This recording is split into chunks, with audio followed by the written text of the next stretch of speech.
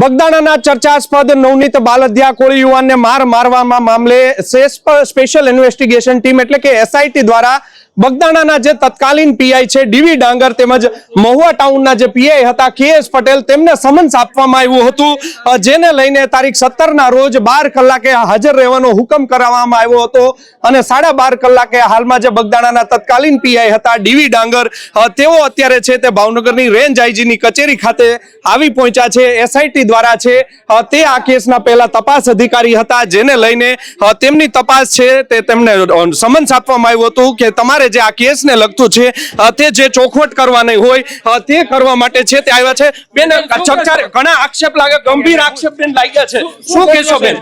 બેન આરોપીના ઘણા આક્ષેપ છે, નવનીત બાલદિયા કહે છે કે બેન જે પીઆઈ છે તેણે આખી તપાસમાં ઢીલી નીતિ રાખી છે, એસઆઈટી આજે તમને બોલાવ્યા છે બેન। હા બેન શું કહેશો? તમારી ઉપર ગંભીર આક્ષેપ બેન લાગી રહ્યા છે, આરોપી બદલાવી દેવાની વાત હતી બેન, શું કહેશો?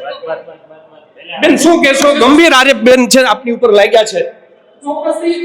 તો આપે જોયું કે ચોક્કસથી જે ડીવી ડાંગર છે તેઓ હાલ છે તે ભાવનગરની રેન્જ આઈજી કચેરી ખાતે પહોંચી ગયા છે। મીડિયા દ્વારા છે તેમને પૂછવાનો પ્રયત્ન કરવામાં આવ્યો હતો કે શું કહેશો, જે લોકો છે તમારી ઉપર આક્ષેપ લાગી રહ્યા છે, સીધા જ તેઓ છે તે અત્યારે રેન્જ આઈજીની કચેરી છે ત્યાં પહોંચી ગયા છે અને એસઆઈટી દ્વારા છે તેમનો હવે જવાબ લખવાની છે તે શરૂઆત કરવામાં આવશે તેવી પણ વિગત છે તે મળી રહી છે।